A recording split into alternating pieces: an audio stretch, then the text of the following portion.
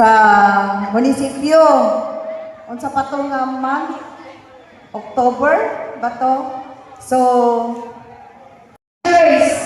nga ani adiri karon sa ato ang guest speaker from Richard, ang ato ang mga special na mga kabataan sa tanan ng mga taga-LGU, sa mga workers, sa tanan nga ani adiri karon.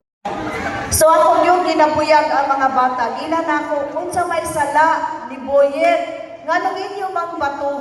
Masakitan ko kung ang kanang mga naay mga kapansanan daog-daogon.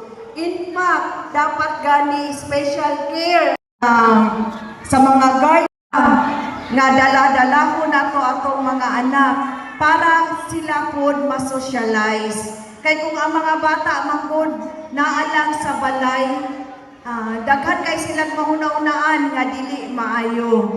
So nalipay ko nga dako gyud karong taon-taon mugawas na ang sorpresa para sa inyo ha. With that, congratulations, God bless, mabuhay kung dili nato kalimtan ang smile. Serbisyo, matinud-anon, integridad, lauman, epektibo para sa lungsod sa Alabel. God bless us all o mabuhay. Oy, hinay man, isa nang ready. We have our barangay captain, Honorable Florence Plong Salarga, Honorable Richard Sibugan, and Honorable Corazon Rapelo, and of course, our Municipal Mayor, Lilibet Salarga.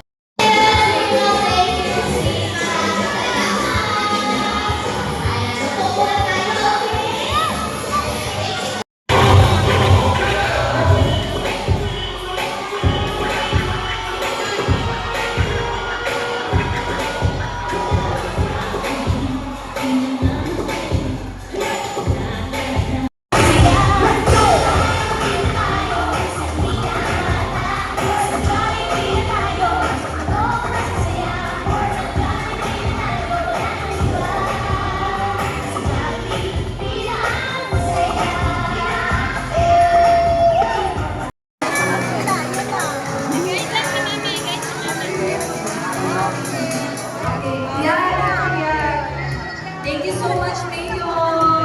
Thank you po. Thank you so much. Thank you.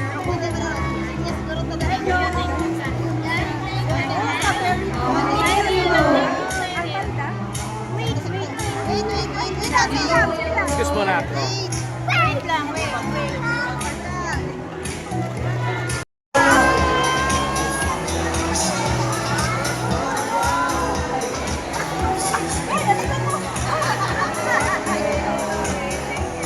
Ha ha ha!